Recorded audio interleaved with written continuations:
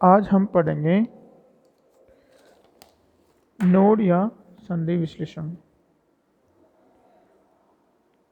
कल के लेक्चर में हमने ये जाना था, या पिछले लेक्चर जो भी था उसमें हमने जाना था कि किस प्रकार से हम लोग जो सर्किट है वो प्रतिबाधा दे रखी है, उसमें उसके स्थान पे अगर प्रवेश्यता दे रखी है तो किस प्रकार से वो सर्किट होगा। ठीक है, तो आज हम करेंगे नोड या संधि विश्लेषण। संधि विश्लेषण, नोड और जंक्शन एनालिसिस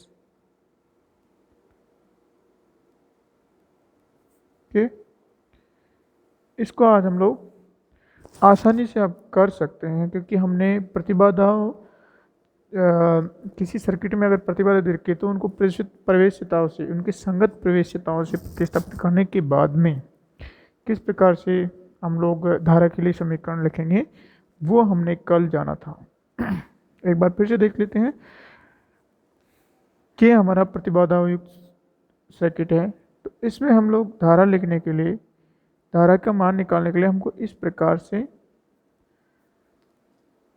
संबंध स्थापित करने पड़ते हैं, और इसके लिए हमें लूप या पास नियम का सहारा लेना पड़ता है। अगर हमें प्रतिबाधाओं के स्थान पर अगर प्रवेश्यता पता है तो सिंपली उस प्रतिबाधा को उसकी संगत प्रवेश्यता से रिप्लेस कर देंगे, और रिप्लेस करने के बाद में हम जो उस प्रतिबाधा या प्रवेश्यता से प्रवाहित होने वाली धारा को इस प्रकार से लिखेंगे। ठीक है, और इसका सिंपल वो है सूत्र होगा धारा इक्वल टू विभवांतर मल्टीप्लाई बाई प्रवेश्यता। ये विभवांतर क्या है? प्रतिबाधा के दोनों सिरों के मध्य विभवांतर कितना है उसको हम लोग उसकी प्रवेश्यता से मल्टीप्लाई कर देते हैं, तो हमारे पास धारा का मान निकल आते हैं। हमको यहाँ पे कंफ्यूज होने की ज़रूरत नहीं है कि प्रतिबाधाओं को हमने प्रवेश्यता से रिप्लेस कर दिया है, ऐसा कुछ नहीं है। फॉर एग्जांपल हमारे पास में अगर एक 10 ओम का हीटर है, जैसे हमारे पास में ये 10 ओम का हीटर है जिसमें कुंडलियाँ होती है ऐसे, फॉर एग्जांपल जस्ट समझने के लिए कि 10 ओम का है। ठीक है, तो इसकी प्रतिबाधा कितनी होगी? ये इसकी कि इसमें प्रतिरोध है, उसके अलावा हमारा कुछ प्रेरक भी होता है हल्का, लेकिन हम लोग इसको शुद्ध प्रतिरोध माने तो ये हमारा जेड हो गया। लेकिन इसको जेड के रूप में लिखने के लिए हम लोग ऐसे शो कर सकते हैं कि ये हमारा 10 ओम का हीटर है। ओके, हम लोग इसको प्रवेश्यता के रूप में लिखने के लिए कुछ नहीं करेंगे, सिंपली ये हमारी y है इक्वल टू 1/z है। जस्ट ये सिंबल है रिप्रेजेंट करने का, लेकिन है वस्तु वही लगी हुई। ठीक है, तो कंफ्यूज नहीं होने का। जिस प्रकार से वो जो प्रतिबाधा है उसको रिप्लेस नहीं करना है हमें, बस प्रतिबाधा के स्थान पे हमें सिंबल प्रवेश्यता लिखना है, जो चीज़ जहाँ पे लगी वैसी वैसी लगी रहेगी। इस तरह से जैसे इस सर्किट के अंदर अगर यहाँ पे हमारा फॉर एग्जांपल बल्ब लगा है, या यहाँ पे ट्यूबलाइट लगी है, यहाँ पे कुछ भी लगा है, एनीथिंग एल्स, तो उसको हम लोग रिप्लेस नहीं करना है, हमको उसकी प्रतिबाधा के स्थान पे उसकी प्रवेश्यता कितनी है ये लिखनी होती है, और उसको लिखने के बाद में हम लोग इजीली धारा का मान निकाल सकते हैं। और ये हमारे लिए जो ये वाला क्या नाम है नोड या संधि विश्लेषण है उसमें बहुत आसान हो जाता है। ठीक है, तो हम लोग एक बार फिर से सर्किट डिजाइन करते हैं इसके लिए, नोड या संधि विश्लेषण के लिए। उस प्रकार फिर उसके बाद में हम लोग संधि या विश्लेषण संधि या दो संधियों के बीच में विभवांतर का मान ज्ञात करेंगे। ठीक है, तो नोड या संधि विश्लेषण के लिए हम लोग प्रतिबाधा के स्थान पर किसका उपयोग करेंगे? प्रवेश्यताओं का। नोड या संधि विश्लेषण के लिए, तो नोड या संधि विश्लेषण के लिए नोड या संधि विश्लेषण के लिए प्रतिबाधा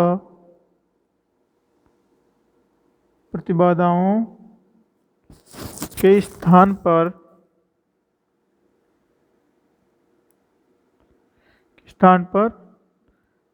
प्रवेश्यताओं का उपयोग किया जाता है। ऐसा करने से हमारे लिए आसान हो जाता है विश्लेषण करना। और इस संधि या नोड विश्लेषण का उपयोग कब किया जाता है? संधि विश्लेषण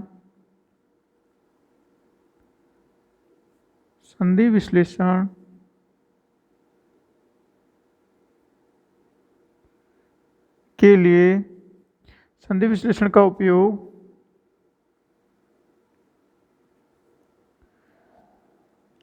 जाल के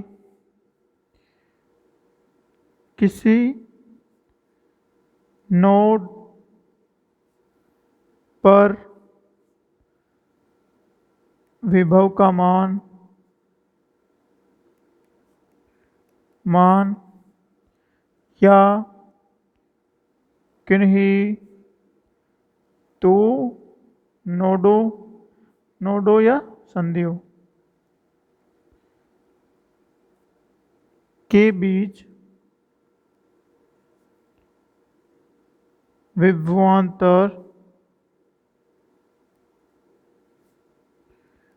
ज्ञात करने के लिए करते हैं। ठीक है, तो इस विश्लेषण का उपयोग हम कब करते हैं?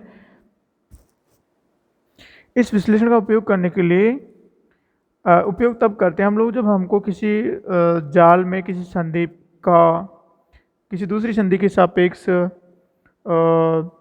विभवांतर ज्ञात करना हो, या किसी संधि का जो हमारा निर्दिष्ट बिंदु है उसके सापेक्ष विभवांतर ज्ञात करना हो। ठीक है, निर्दिष्ट बिंदु वो होता है जिसके सापेक्ष हम लोग रेफरेंस लेते हैं। ठीक है, रेफरेंस टेक्टम होता है, निर्देश तंत्र होता है। अब हम लोग क्या करते हैं, इसमें क्या है, हमारा जो सर्किट है हम लोग वापस लिखते हैं, इसका सर्किट डिजाइन करते हैं कि हमारा E1 है। ओके, ये जनित्र स्रोत है। क्या है? जनित्र स्रोत है। उसके बाद में इससे हमारी कोई यहाँ पे यंत्र जुड़ा हुआ है, विद्युत यंत्र जुड़ा हुआ है, उस यंत्र की प्रवेश्यता Y1 है। ठीक है, और यहाँ पे हमारा एक और विद्युत यंत्र जुड़ा हुआ है, विद्युत युक्ति जुड़ी हुई है जिसकी प्रवेश्यता Y3 है। ओके, उसके बाद में ये संधि है हमारे जहाँ पे दोनों मिलते हैं। उसके अलावा यहाँ पे हमारी एक विद्युत युक्ति यहाँ जुड़ी हुई है जिसकी प्रवेश्यता Y2 है। ओके, उसके बाद में यहाँ पे हमारी एक और विद्युत युक्ति जुड़ी हुई है जिसकी प्रवेश्यता Y4 है। ठीक है, ये जो बॉक्स है हमारे विद्युत युक्तियों को रिप्रेजेंट करते हैं जिनकी प्रवेश्यता उन बॉक्स में लिखी हुई है, और ये हमारी Y5 प्रवेश्यता का कोई विद्युत युक्ति है। और यहाँ पे एक और जनित्र जुड़ा हुआ है या फिर बैटरी लगी हुई है, प्लस माइनस, और इसकी विद्युत वाहक बल E2 है, इसका E1 है। ओके, अब हम लोग क्या देखते हैं, इसमें इस जनित्र से या इस पूरे जाल में यहाँ होके I1 करंट इस प्रथम युक्ति में होके प्रवाहित हो रहा है। फिर यहाँ संधि है, संधि होने पर ये I3 और I2 में विभक्त हो जाता है। ओके, उसके बाद फिर ये संधि है तो यहाँ पे I2 ही रहता है हमारा। I2 विभक्त हो जाता है दो भागों में, एक I5 है और एक I4 है। फिर यहाँ I4 इधर होके आता है और I4 और I5 मिलके वापस I2 बनाते हैं, और फिर I2 और I3 मिलके हमारा वापस I बनाते हैं I1। इस तरह से हमारा सर्किट पूरा हो जाता है। हम लोग क्या करते हैं, हमारे पास में कौन कौन सी संधि है, एक संधि हमारे पास A है, एक संधि हमारे पास B है। ओके, इन संधियों के अतिरिक्त एक संधि हो रहा है जहाँ पे हमारी Y5, Y4, Y3 और E1 मिलता है। वो संधि हमारी कॉमन संधि है, हम लोग जो इस सर्किट पे है, सॉरी इस लाइन पे है, तो हम लोग यहाँ पे उसको मान लेते हैं कि ये कॉमन संधि है और इसको हम लोग ग्राउंड कर देते हैं। ठीक है, ग्राउंड करने का मतलब यहाँ पे विभव का वैल्यू शून्य है, इसका इसके सापेक्ष इसका ये टर्मिनल माइनस है विभव पे है, ये पॉजिटिव विभव पे है, नेगेटिव पे पॉजिटिव विभव पे। ओके, अब हमारे लिए ये आसान हो जाता है I1, I2, I3, I4 और I5 की वैल्यू प्रवेश्यताओं के रूप में। ठीक है, तो हमने कल निकाला था कि I1, I2, I3, I4, I5 इनकी वैल्यू प्रवेश्यता के रूप में कैसे लिखते हैं, धारा इक्वल टू विभवांतर मल्टीप्लाई बाई प्रवेश्यता। देखो ये धारा है हमारा, यहाँ पे इस बिंदु का विभव हमारा V2 है। ठीक है, इस बिंदु का विभव V2 है, इस O बिंदु के सापेक्ष इसका विभव V2 है और इसका विभव V3 है।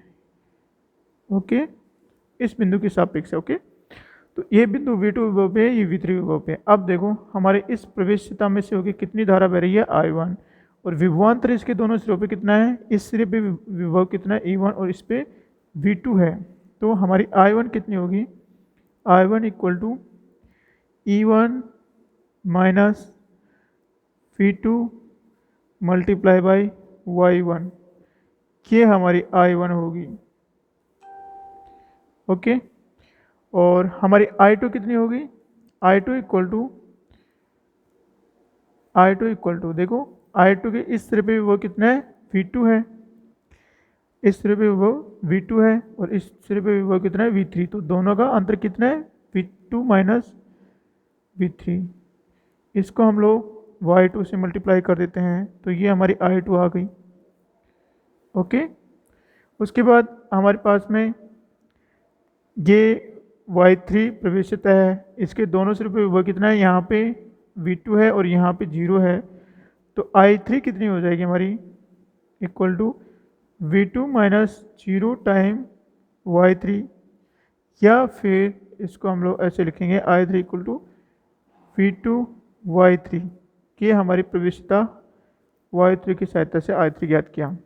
उसी प्रकार से हमारा I4 देखो, यहाँ पे विभव V3 है और यहाँ पे 0 है, हमने 0 को O से रिप्रेजेंट कर रखा है। ठीक है, O संधि है।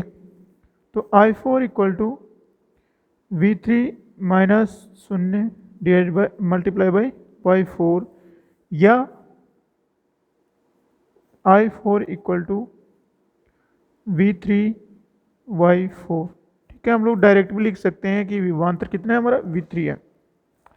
उसके बाद में हमारे पास में जो संधि है ये संधि है B, इसमें ये जो प्रवेश्यता जुड़ी हुई है, इसमें होके I3 करंट प्रवाहित हो रही है, इस संधि से निकल रही है I3 I5 करंट, और इसके दोनों सिरों पे विभवांतर कितना है, यहाँ पे V3 है और यहाँ पे E2 है। तो हमारा I5 कितना होगा, V3 minus E2 multiply by Y5। ये हमारा I3 हो गया, जो हमने निकाला था। सिंपल है, धारा इक्वल टू प्रवेश्यता मल्टीप्लाई बाई विभवांतर। ओके, अब हम लोग क्या करते हैं, यहाँ पे हम लोग धारा नियम लगाते हैं। ठीक है, कौन सा नियम लगाते हैं, धारा नियम। किरचॉफ के धारा नियम से, किरचॉफ के धारा नियम को संधि A एवं B पर प्रयुक्त करने पर। ठीक है, तो देखो संधि ए पे, संधि ए पर, संधि ए पर क्या होगा, इस संधि पे, संधि ए पर देखो I1 संधि की ओर जा रही है, I2 और I3 संधि से बाहर की ओर जा रही है। ठीक है, तो किरचॉफ के धारा नियम से क्या होगा, I1 minus I2 minus I3 equal to 0 होगा।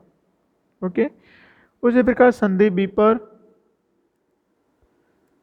संधि बी पर किरचॉफ के द्वितीय नियम से देखो यहाँ पे I2 इस संधि पे जा रही है, इस संधि से बाहर की ओर निकल रही है I5 और I4।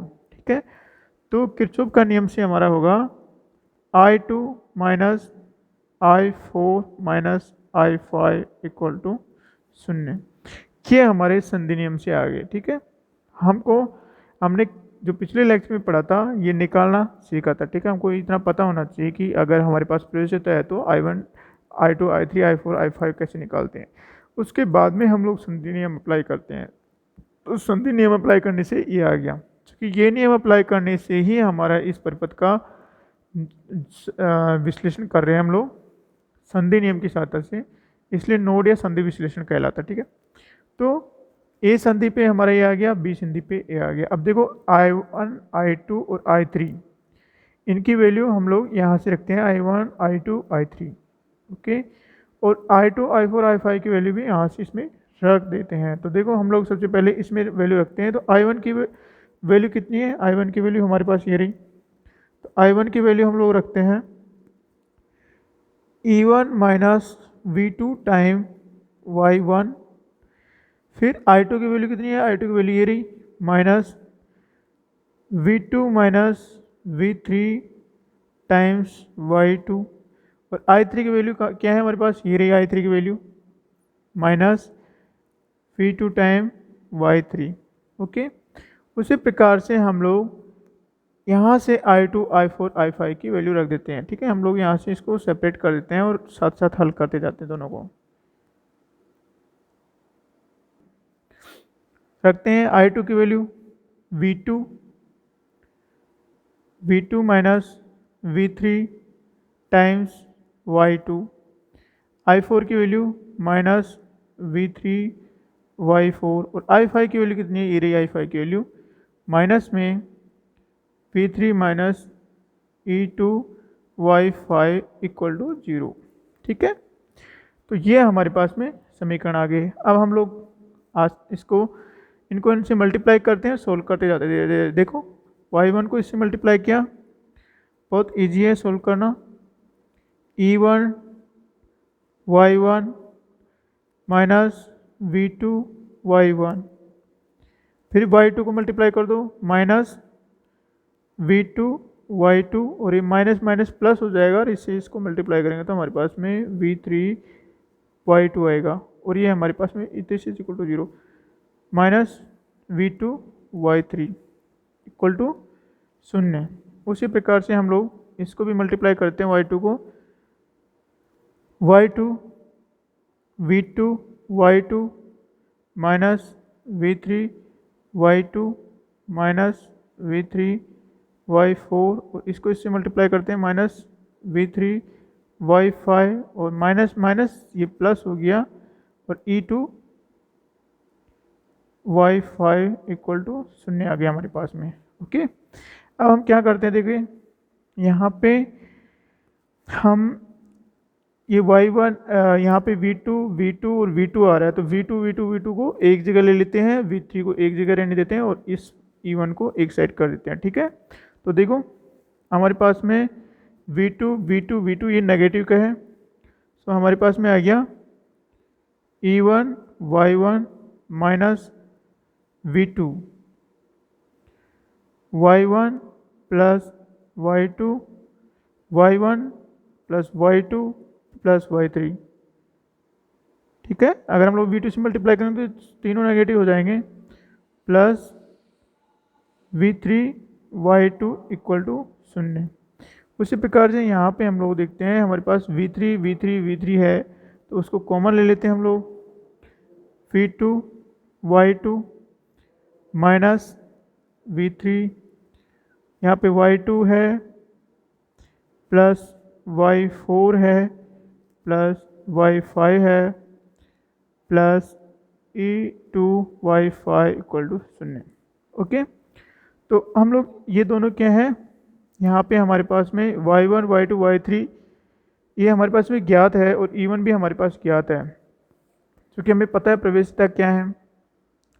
उसके बाद e2 और e1 भी हमें पता है, तो हमारे पास में e1 पता है, हमें y1 y2 y3 ये भी पता है, हमें v2 पता नहीं है। यहाँ पे भी हमें v3 और v2 पता नहीं है, बाकी y2 y4 y5 और e2 हमें पता है। तो हमारे पास में दो चर आ गए, एक तो आ गया v2 और एक आ गया v3। इनमें हमारे पास में दो समीकरण निकल के आती है। ठीक है, दो समीकरण निकल के आती है। हम लोग इस समीकरण को रीअरेंज करते हैं थोड़ा।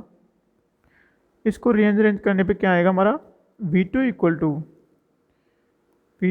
टू इस समीकरण को रीअरेंज करने पे v2 y1 plus y2 plus y3 minus v3 y2 minus e1 y1 equal to 0। तो ये हमारे पास में मूलभूत इक्वेशन आ गई दो। ये क्या है, इसको हम लोग समीकरण नंबर 1 और इसको समीकरण नंबर 2 से निरूपित कर सकते हैं। ठीक है, तो समीकरण 1 एवं 2 युगपद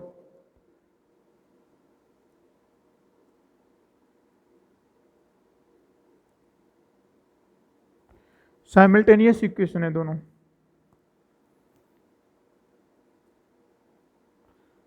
समीकरण है, इनमें केवल